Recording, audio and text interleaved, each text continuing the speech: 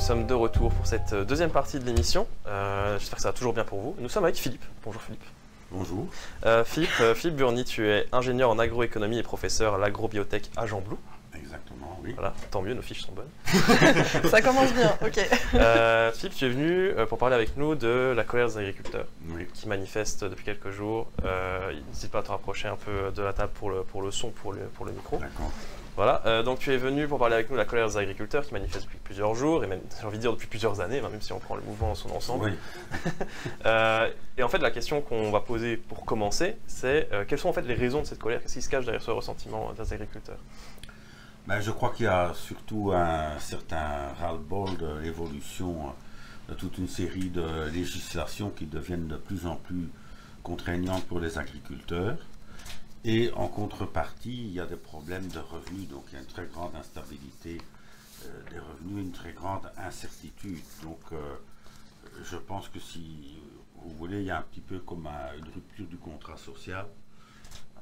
D'un côté, des agriculteurs qui sont dans l'incertitude, bon, quel sera le prix par exemple du froment qu'ils vont récolter en juillet ou en août prochain, bon, bien malin qui peut le dire, mais par contre il y a de plus en plus de règlements à respecter, de contrôles, etc., et qui sont mal ressentis par les agriculteurs.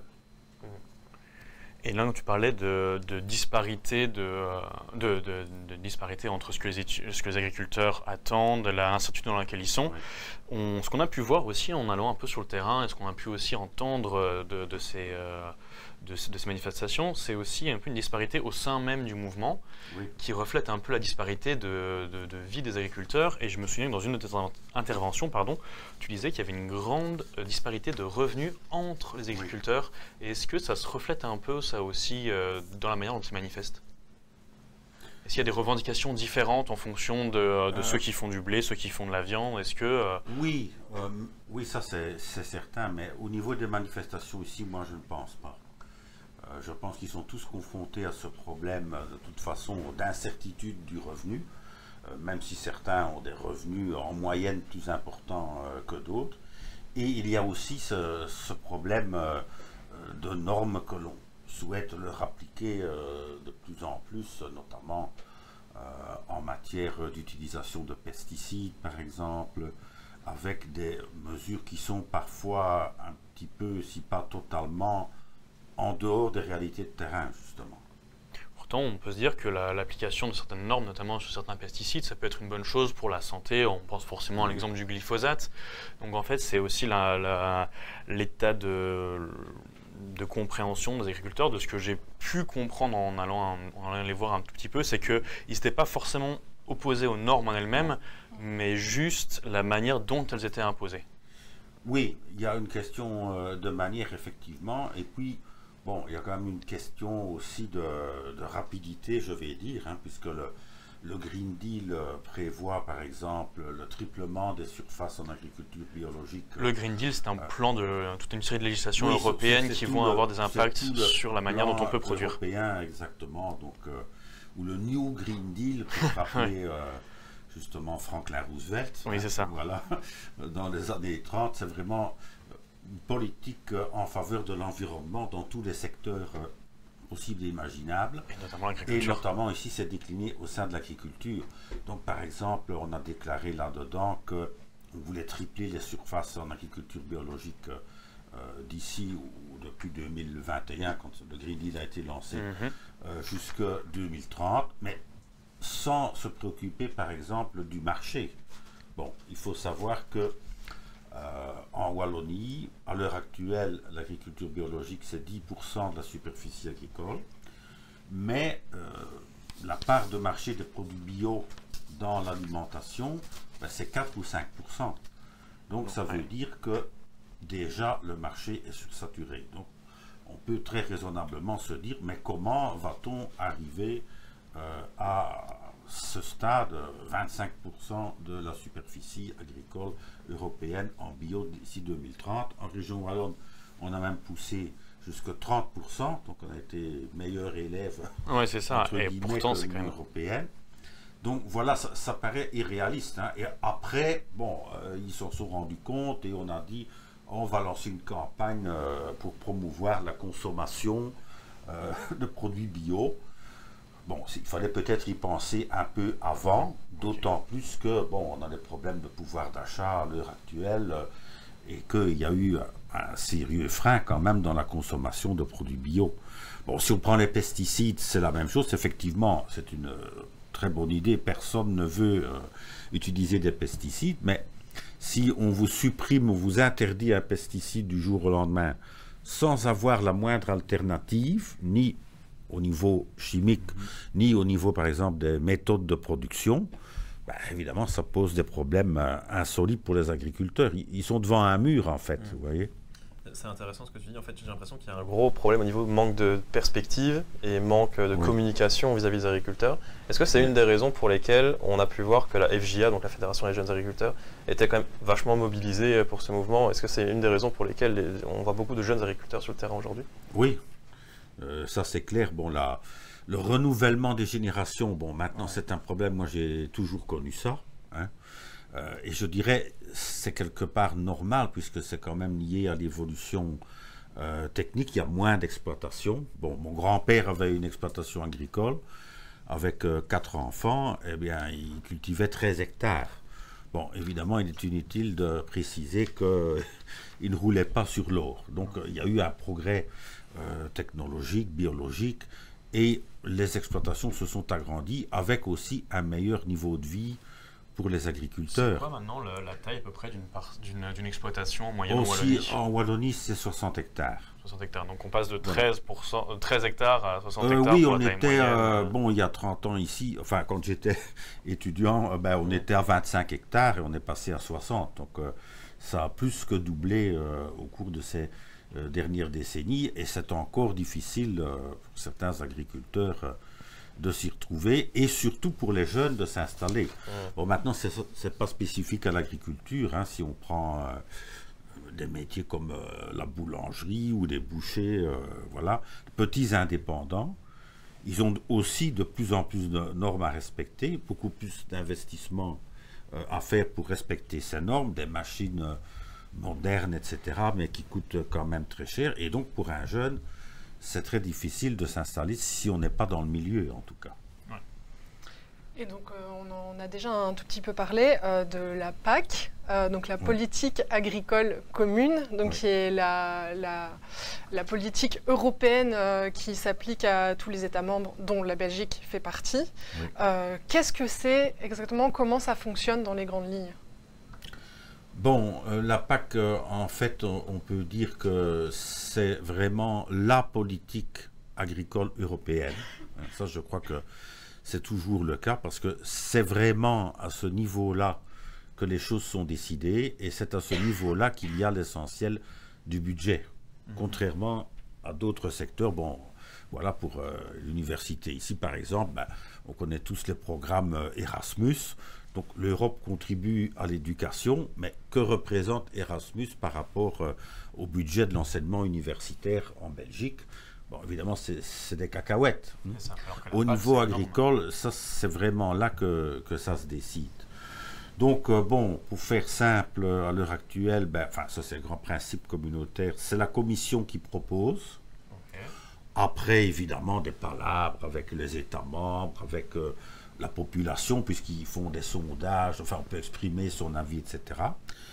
Et ensuite, c'est le Conseil des ministres, donc des 27 ministres à l'heure actuelle nationaux qui ont en charge l'agriculture, qui ont la codécision avec le Parlement européen. Donc, c'est comme cela que ça se passe.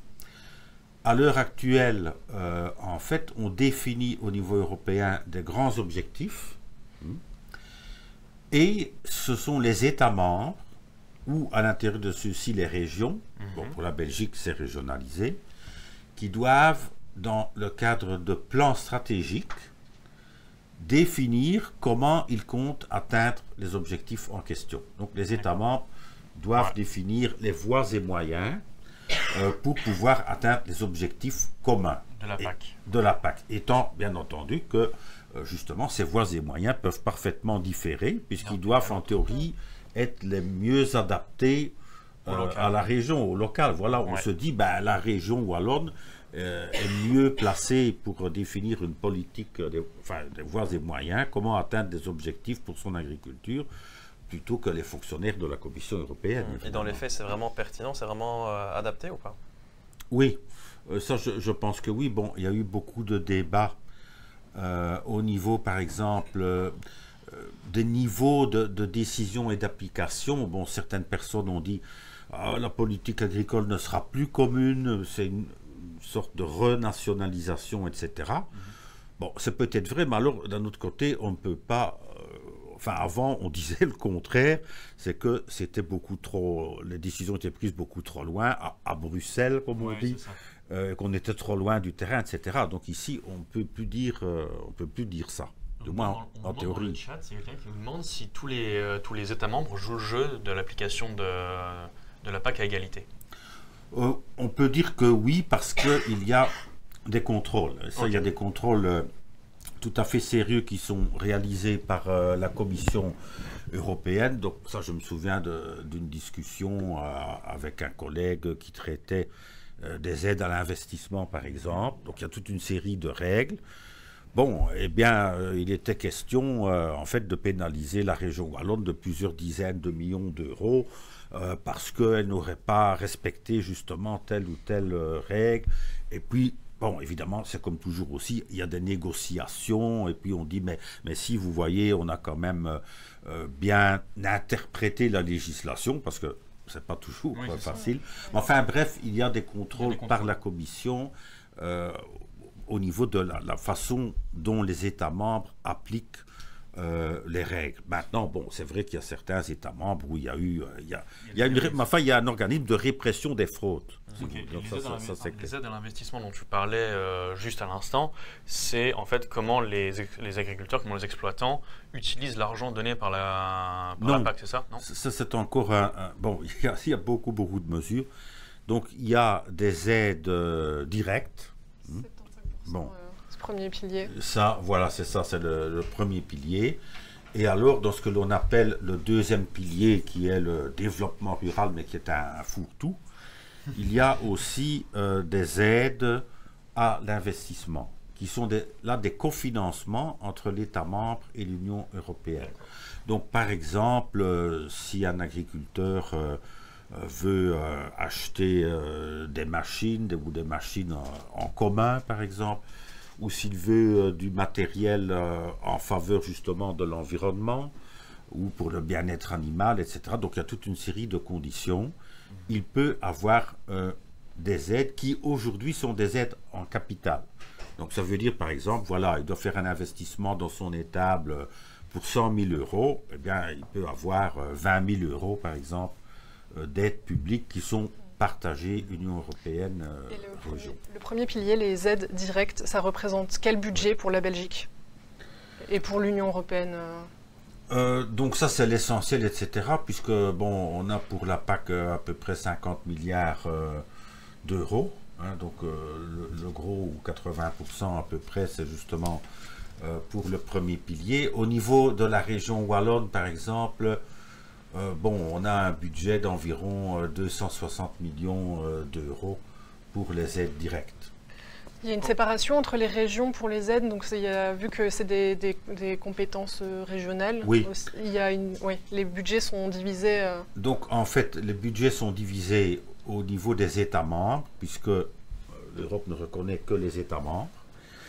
Mais évidemment, alors, il y a une deuxième étape au niveau de la Belgique, donc ça fait l'objet de discussions. Je crois qu'il y a 3 variables. Il y a la superficie agricole utile, puisque les aides sont essentiellement réparties en fonction de la superficie agricole. Il y a le nombre de travailleurs, et il y a la valeur ajoutée qui est obtenue du secteur agricole. Hein. Mais c'est surtout la surface. Donc en fait, la région wallonne reçoit plus que la Flandre. Et justement, en fait, là, tu nous parles de la PAC, on a l'impression que c'est plutôt bien rodé comme système, c'est-à-dire qu'on laisse l'échelon le plus local décider, il y a des mécanismes de contrôle. Oui. Pourquoi alors est-ce que les agriculteurs visent cette PAC comme étant un de leurs ennemis principaux? Oui, disons que... Principaux, j'ai dit quoi? Principaux. Ah ouais, principaux. Merde, pardon, excusez-moi, j'ai Oui. fourché. On peut pas cuter au montage, C'est malheureusement. ça, ouais. Vous l'aurez, elle est gratuite celle-ci. Mais disons qu'il y a quand même un problème de répartition aussi de ces aides. Bon, ça c'est historique. Au début, en 1958, nous n'étions que 6 et nous étions très déficitaires en matière de production agricole. Ok. Donc on a décidé très logiquement d'accorder des prix garantis aux principales productions agricoles et des prix garantis attractifs pour les agriculteurs et pour tous les agriculteurs. Bon, on a un petit peu changé son fusil d'épaule avec l'évolution des marchés, la surproduction qui est arrivée, la guerre commerciale dans les années 80 avec les États-Unis, l'Australie, etc. Mais grosso modo, bon, on a transformé ces aides au kilo, je vais dire, en des aides à l'hectare, mais qui sont toujours, voilà, plus on a d'hectares, pour faire simple, et plus on reçoit d'aides. Ça, avant, il y avait un prix minimum pour telle quantité, c'est-à-dire que l'agriculteur était assuré d'avoir telle somme. Voilà. Maintenant, c'est en fonction de l'hectare, c'est ça. C'est ça, donc c'était au kilo. Donc en fait, celui qui produisait plus, ben, bien sûr, il était plus aidé. Donc, mais à l'époque, disons que c'était plus compréhensible dans le sens où on était déficitaire en viande, en céréales, en lait, en sucre, etc. Donc il fallait, c'était logique de dire Ça on incitait va à produire. encourager tout le monde. Bon. D'accord. Maintenant, voilà, on cite toujours ce pourcentage que 20% des agriculteurs reçoivent 80% des aides. En fait, c'est ça, c'est ceux qui ont des grosses fermes, les fameuses Oui. agro-industries reçoivent Et on encore cite plus toujours, les enfin, on financements. citait la reine d'Angleterre, Oui, qui avait, maintenant, le roi Charles, C'est donc, ça, ils qui avaient- est en titre, en fait, agriculteur aussi, exploitant, et qui donc est un reçoivent, gros effectivement, bénéficiaire. c'était 70%, de ces je crois, aides. c'est la famille royale qui recevait 70% les aides de la PAC, puisqu'ils détiennent, en fait, ils détiennent le sol, ils détiennent le foncier. En fait, c'est un cercle vicieux pour les petits producteurs. Quoi. Ils reçoivent pas les C'est aides, un peu donc ça, c'est ouais. difficile de se lancer, donc ils reçoivent moins d'aides. Donc Exactement, ça c'est un problème très important. Bon, une grosse préoccupation à l'heure actuelle, c'est le foncier, qui est extrêmement cher. Bon, si vous avez des agriculteurs justement qui reçoivent un montant d'aide important, qui sont déjà les principaux bénéficiaires en fait des progrès techniques, etc., ben, ils peuvent mettre de l'argent de côté et ils achètent des hectares à des prix en fait qui sont parfois surfaits. D'accord. Alors qu'à côté de cela, il y a des petits agriculteurs qui auraient bien besoin de ces hectares pour s'agrandir et pour pouvoir être un peu plus compétitifs, puisque bon, c'est vrai qu'il y a une compétitivité interne, puisque ce sont des indépendants, entre guillemets, bien qu'ils le soient de moins en moins aujourd'hui. Donc il y a une distorsion de concurrence qui est induite par ce système. Et compétitivité aussi par rapport à tous les pays hors Europe. Ce qui ressort beaucoup dans les manifestations aussi, c'est les accords de libre-échange. Il y a énormément d'agriculteurs qui parlent de ces fameux accords de libre-échange. Pourquoi ils sont pointés du doigt par les agriculteurs ? Mais parce que, bon, pour certaines productions, en tout cas, nous avons des problèmes déjà internes, avec des marchés un peu saturés. On pense par exemple à la viande bovine. Et dans le cadre du Mercosur, avec le Brésil, l'Argentine. Le Mercosur, on rappelle juste, c'est un traité de libre-échange avec certains l'Amérique pays du Sud. l'Amérique latine. C'est ça. Ouais, Donc il y a le Brésil, vous voyez, c'est énorme. L'Argentine, le Paraguay, l'Uruguay. Je crois qu'il y a un cinquième pays maintenant, je sais, la Colombie, enfin. Ou la Bolivie. Ou la Bolivie. Enfin, ça c'est un petit pays, mais c'est surtout Brésil, voilà, Brésil, Argentine, et qui sont des gros producteurs de viande bovine. Ouais. Donc, dans l'accord, on prévoit de leur accorder une entrée, si vous voulez, plus facile sur notre marché en réduisant les taxes à l'importation pour la viande bovine. Or, on a déjà des problèmes chez nous, donc les agriculteurs comprennent difficilement que leur accorde ces facilités.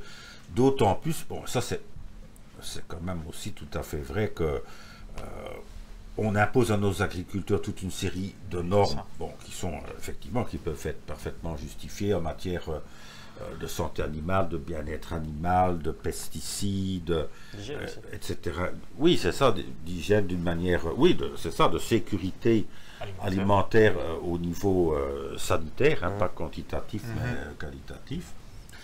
Et on est incapable de contrôler ce qui se passe quand même dans ces pays-là. Bon, je me souviens qu'il y a quelques années, il y avait des inspecteurs européens qui étaient allés au Brésil dans les abattoirs pour voir si les règles étaient bien respectées.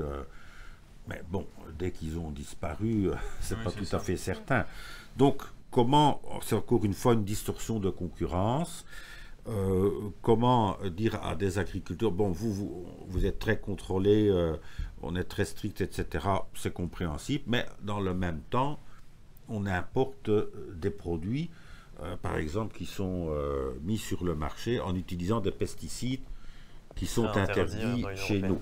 Qui peut y avoir une sorte d'hypocrisie, en fait, qui peut être ressentie de la part des agriculteurs, de dire que c'est ça. Mais oui, ça c'est vraiment une injustice. Enfin, c'est malhonnête par rapport aux consommateurs aussi, évidemment. Et surtout que le nombre de ces traités de libre-échange augmente de plus en plus ces dernières années. Entre le CETA, donc c'était le traité de libre-échange avec le Canada, celui avec les États-Unis, donc qui a été avorté, mais et la Nouvelle-Zélande aussi. La Nouvelle-Zélande, voilà. Bon, ça, il faut dire aussi que, pour un peu comprendre tout ça, c'est que ces accords, bon, ça concerne des milliers de produits. Et ça concerne tous les produits. Et ce qui se passe, c'est que bien souvent, ces pays, donc ils sont des pays émergents ou en développement, mais je dirais que leur principal atout à l'exportation, ce sont des produits agricoles. Donc, dans les négociations, qu'est-ce qu'on dit? On leur accorde des facilités d'exportation vers l'Europe en matière agricole. Et nous, en échange, on a des avantages en matière, par exemple, de technologie. Hein, on veut leur exporter de la technologie ou des voitures, comme, je sais pas, Volkswagen en Argentine, par exemple. Hein. Bon, les Allemands, par rapport à l'Union européenne, ils sont puissants. Ou même des services, comme par exemple des services financiers. Donc, c'est vrai que, assez classiquement, on observe quelque part que on vend notre agriculture avec comme monnaie d'échange, enfin l'agriculture est la monnaie d'échange pour mettre en avant les industries et donc les produits secondaires et les services des produits tertiaires. Et dans le chat, quelqu'un nous fait remarquer un paradoxe. Le comble, c'est que les sociétés européennes vendent des pesticides interdits en Europe dans les pays du Oui, j'y pensais, mais je n'ai pas eu le temps de le dire, donc ça c'est vrai que c'était une hypocrisie aussi. Oui. Certaines entreprises belges d'ailleurs, paraît-il, ne pouvaient plus vendre ces pesticides en Europe, mais pouvaient continuer à produire et à les exporter. Donc c'est fou, quoi, parce que le résultat Afrique, est le même. Ben oui, évidemment. Et alors on peut réimporter quelque part les aliments avec... On comprend, ça fait une boucle. L'action des agriculteurs qui retournaient les panneaux pour dire qu'on marche sur la tête, c'est vraiment ça avec cet exemple. On en a vu beaucoup sur la route. Dans le Hainaut, il n'y avait plus un seul panneau à l'endroit. C'était vraiment parfait parce que en fait, moi c'est quelque chose que j'ai beaucoup entendu pour ma part, c'était que les agriculteurs voulaient avoir l'appui de la population, tandis que la population c'était les consommateurs. Et donc pour avoir les consommateurs avec soi, il fallait surtout avoir un mouvement qui était soutenu. Quoi.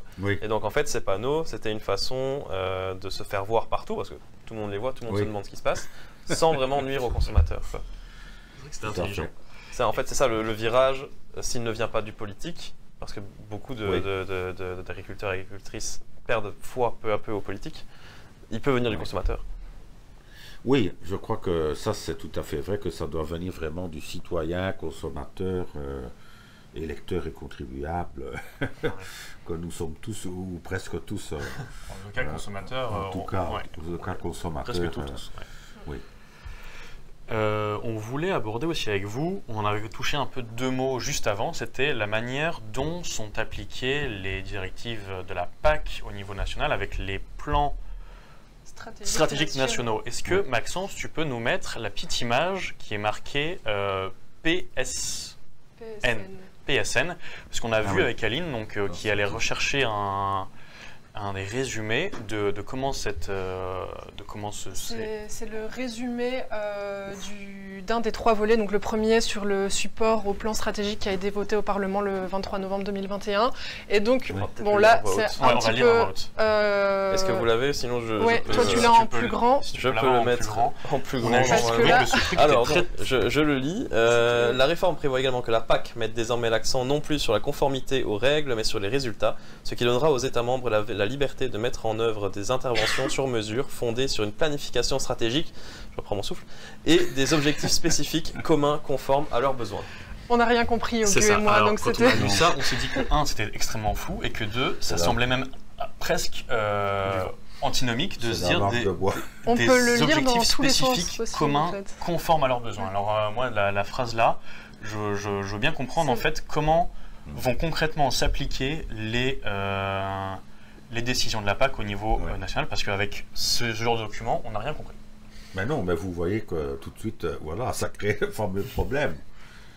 Puisqu'en fait, c'est ça. Hein. Bon, il faut déjà savoir que ici, bon, il y a eu de nombreuses réformes de la PAC, et que la dernière ici, alors que pourtant, bon, ces idées étaient lancées déjà quand même depuis pas mal de temps, a pris déjà 2 ans de retard. Donc, normalement, ça devait être la période 2021-2027. Oui. Et qu'on a pris 2 ans de retard. Donc, on a prolongé la période précédente 2014-2020 de 2 ans. Et ici, ça ne porte que sur, enfin, que entre guillemets, sur 2023-2027. Oui, il y a vraiment eu des blocages parce que ça, donc, pour un peu faire la chronologie de la dernière réforme, donc la Commission a proposé la nouvelle PAC en 2018. Oui, voilà. Le Conseil et le Parlement sont arrivés à un accord provisoire en juin 2021 et le Parlement a voté la nouvelle PAC en novembre 2021 pour application au 1er janvier 2023. On voit que c'est très long, très complexe, et qu'ils ont eu énormément de mal à se mettre d'accord pour au final un texte qui, comme on le voit avec le paragraphe, n'a pas beaucoup de sens. Dans ce contexte-là, on comprend un peu le flou dans lequel sont les exploitants, les exploitantes, sur la manière dont ça va se passer pour eux. Vous savez, comme l'a dit un grand spécialiste de la PAC de région wallonne, le plan stratégique, il est imbuvable. Ouais. Il y a 1000 pages sur le site. Qu'est-ce que vous voulez Maintenant, il y a du contexte et tout ça aussi. Mais c'est vrai que bon, c'est assez difficile et on comprend que les agriculteurs soient un petit peu dégoûtés de la difficulté administrative. Ça, ils s'en plaignent et je crois qu'ils ont raison. Mais je crois aussi quelque part qu'il n'y a pas que les agriculteurs qui sont surchargés sur le plan administratif.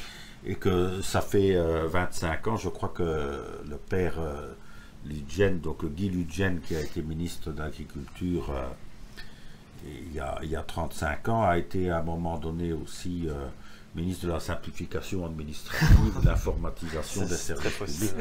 Et depuis 35 ans, on parle de simplification administrative, mais malheureusement, dans les faits concrets, c'est l'inverse. C'est très belge en tout cas, l'idée d'avoir un ministre de la simplification administrative. On dirait le début d'une mauvaise blague belge. C'est un peu 3 ou 4, du coup, c'est vrai.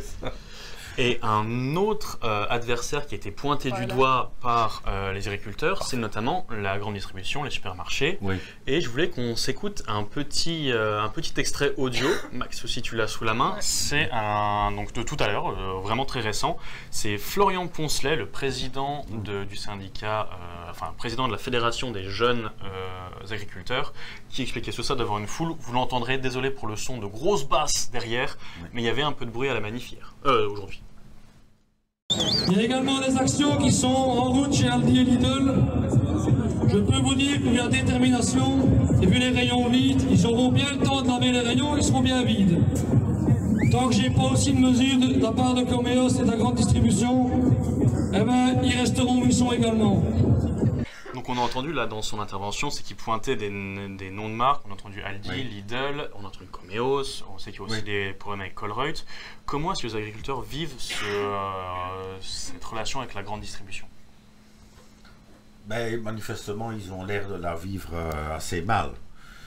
Mais moi, je pense qu'ils se trompent quand même un petit peu de cible, parce que, bon, il y a des calculs qui ont été faits par l'Observatoire des prix, par exemple, hein, qui décrypte la chaîne de valeur et où on se rend compte que les intermédiaires, ils ont des coûts aussi. Moi, je dis toujours, bon, on prend cet exemple du lait. On dit, bon, on paye le lait, je ne sais pas moi, 45 centimes aujourd'hui aux fermiers. Et si vous allez en grande surface, vous allez payer à 1,20 €, 1,50 €, etc. Et on dit, où va cette marge? Mais bon, enfin moi, je n'ai pas fait les calculs, mais ce n'est pas si compliqué d'y réfléchir. Bon, le lait, il faut venir le chercher. Donc, il faut un camion frigorifique. Le camion frigorifique, voilà, il faut l'amortir. Il faut un chauffeur qui doit être payé et qui a droit à un salaire décent comme tout le monde. Il faut du carburant qu'il faut payer aussi. Il faut ensuite aller à l'usine. Hein. Il y a des stocks avec des milliers ou des millions de litres de lait. Ça coûte très cher aussi, toutes ces installations. Il faut traiter le lait, par exemple, à ultra haute température, hein, pour que ce soit exempt de toute bactérie, etc., pour améliorer sa conservation. Donc ça coûte de l'énergie, il faut des machines, il faut de la manutention. Ensuite, ce lait, il faut le mettre, l'empacter. Bon, ce sont des tétrapacks. Bon, là aussi, voilà, il faut de la matière, il faut de l'énergie, il faut des machines. Ensuite, il faut le stocker quelque part, puis il faut le redistribuer dans les grandes surfaces. C'est une chaîne qui demande des coûts. Les grandes surfaces, voilà, vous avez par exemple Deleuze, bon, avec les grandes difficultés qu'on a connues, voilà, il faut payer les travailleurs, il faut payer les bâtiments, il faut payer l'électricité, il faut payer des taxes, il faut payer l'eau, etc. Donc il y a beaucoup de coûts, et moi j'entends, et je crois que ça a été prouvé par l'Observatoire des prix, que la marge de la grande distribution est très faible en réalité, surtout la grande distribution alimentaire. Au niveau de l'industrie de transformation, c'est la même chose. Donc d'un côté, on est pris par les coûts de ces achats de matières premières. Bon, de l'autre côté, on a chaque maillon de la chaîne a des clients qui lui veut acheter le moins cher possible. Donc, voilà. Mais in fine, celui qui décide, encore une fois, c'est le consommateur. Et pour revenir sur le lait, il y avait des producteurs qui dénonçaient le fait que certaines parties de la grande distribution, certaines marques, je ne vais pas les citer, obligeaient les producteurs à faire des contrats à prix fixe, par exemple, sur 5 ans, sur 6-7 ans. Et que par conséquent, ça ne permettait pas aux producteurs de s'adapter à l'inflation ou à l'évolution des prix dans tous les cas. Et donc, était forcément désavantagé dans ce rapport à la grande filière. Oui. Vous savez, je dirais que les relations sont toujours difficiles. Moi, je me souviens d'avoir interrogé M. Van den Broek, mais il y a 25 ans, donc, qui était l'homme des frites, je vais dire, ici en région wallonne. Hein. Je lui avais demandé pourquoi il ne faisait pas partie de la filière wallonne de la pomme de terre. Il m'a répondu, Monsieur Burny, vous savez, l'agriculteur, il veut vendre sa pomme de terre le plus cher possible, et moi, je veux lui acheter le moins cher possible. Et voilà, et à tous les stades, c'est comme ça. Ce qui est logique, puisque chacun doit gagner sa vie, etc.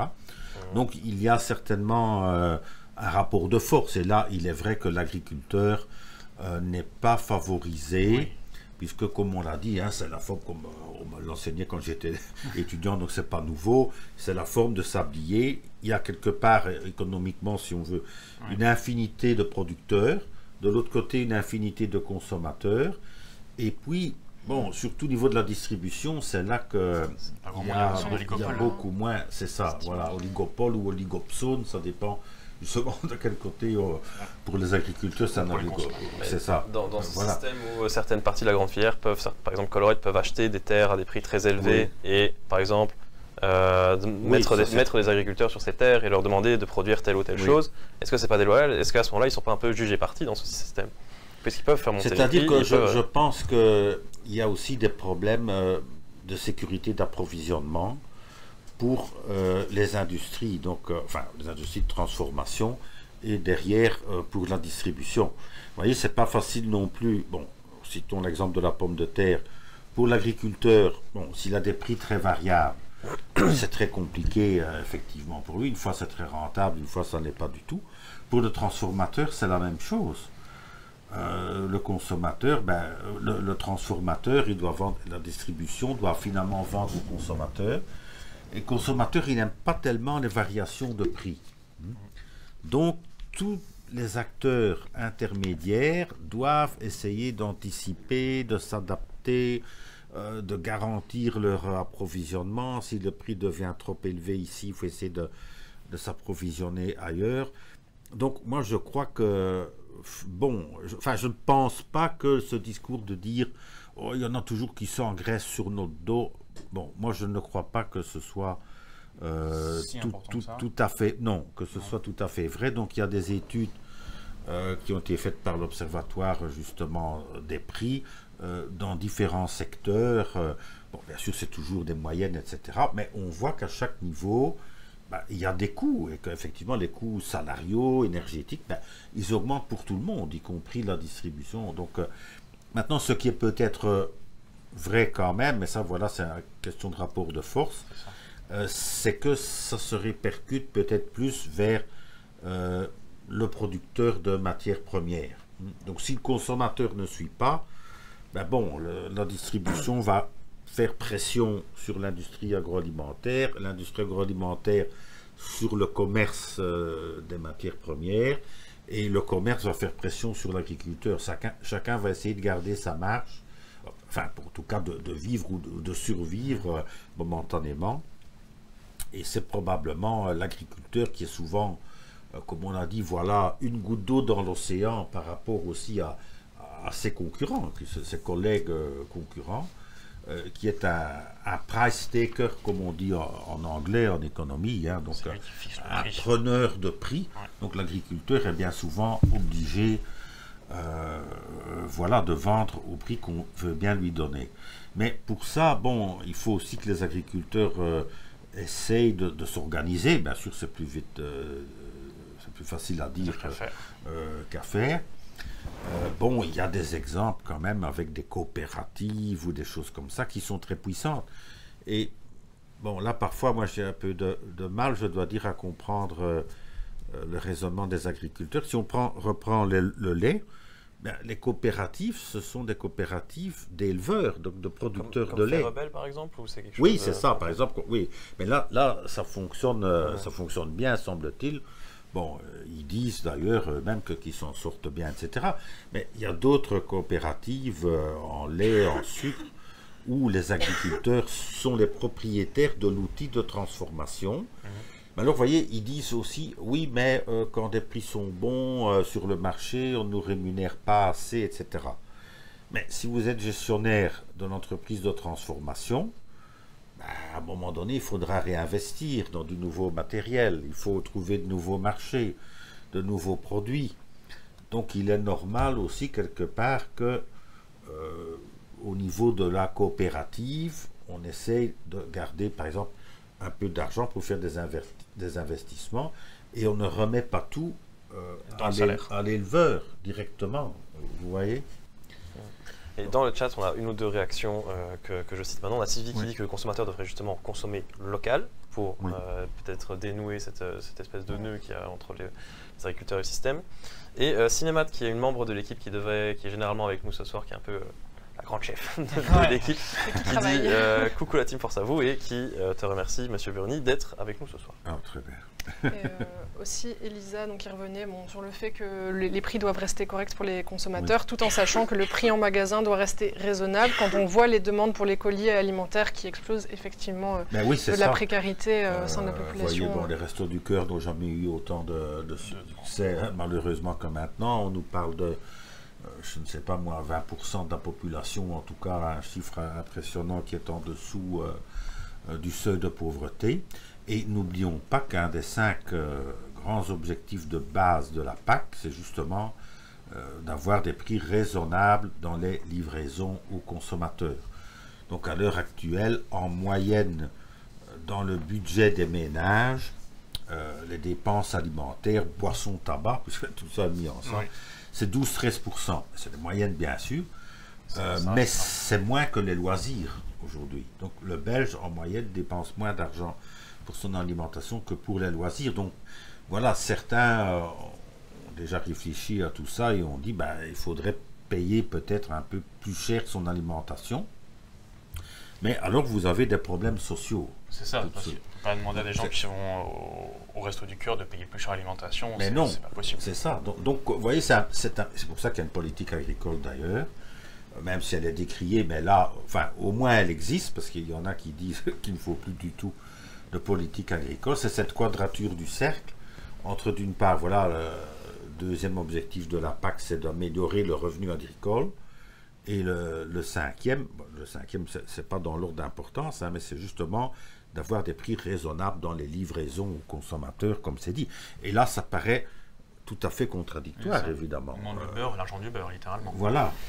Bien joué, ça c'est beau ça. Oui, mais l'agriculteur, ça, le sourire de la crémière en plus, ça, voilà. Il veut vendre le plus cher possible, c'est normal, et le consommateur final, en fait, veut acheter le moins cher possible, c'est normal aussi.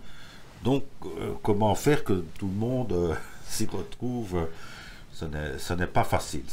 C'est pour ça qu'il y a une politique agricole et qui a changé quand même régulièrement, je dirais, de méthode, avec chaque fois de bons aspects et des aspects moins bons qui ont entraîné les réformes successives.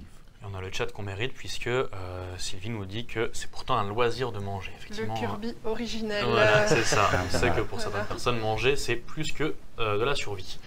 Merci beaucoup, Philippe. Je pense qu'on peut s'arrêter là. On a déjà fait moi, j'ai posé ce que j'avais à poser.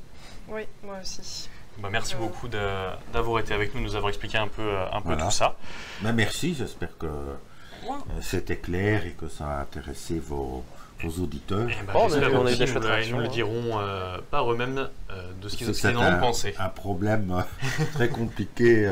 Oui, c'est ça. On avait conscience que des fois les législations sont pas les choses les plus faciles à comprendre dans ce genre d'affaires, mais il fallait quand même en passer par là pour comprendre un peu mieux comment la colère se manifeste. Voilà, et on va espérer de trouver des solutions quand même pour pouvoir satisfaire le maximum d'acteurs du début jusqu'à la fin de la chaîne. Pas mal de problèmes, mais il y a aussi de bonnes choses qui sont mises en place. Et en parlant de bonnes choses, dans le chat, il y a des réactions de Sylvie, belle chronique, et Elisa qui nous dit merci à toi Philippe, très sympa.